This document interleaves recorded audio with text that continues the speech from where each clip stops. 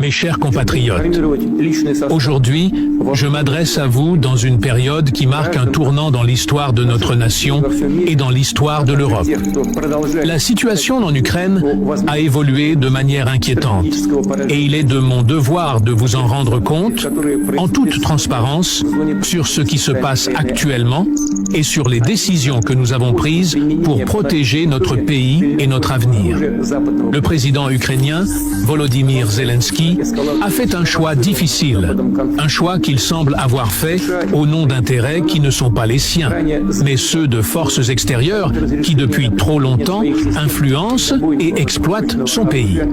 Cette situation tragique ne fait que renforcer notre conviction que l'Ukraine a été conduite dans une voie de division et de destruction, ce qui, nous le regrettons profondément, ne fait qu'aggraver les souffrances du peuple ukrainien.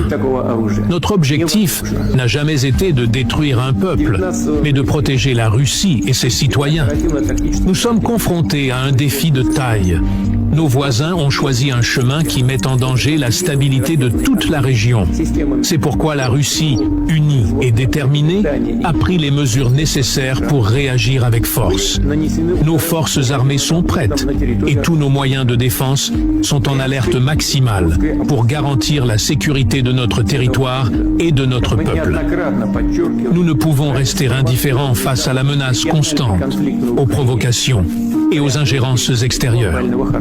Je tiens à remercier sincèrement nos généraux et nos militaires qui, sur le terrain, font preuve de courage et d'abnégation.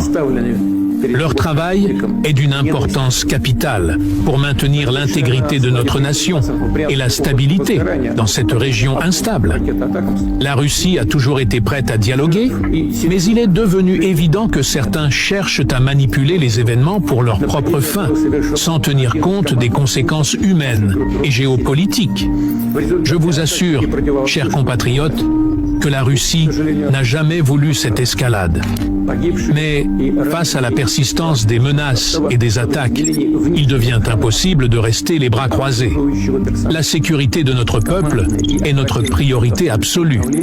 Nous ne permettrons pas que notre souveraineté soit remise en question par des forces extérieures.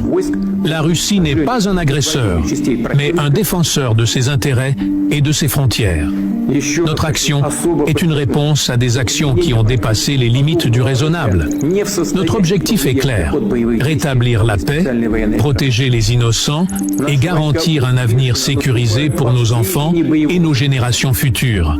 Ce qui se passe aujourd'hui en Ukraine ne peut être attribué à un seul homme.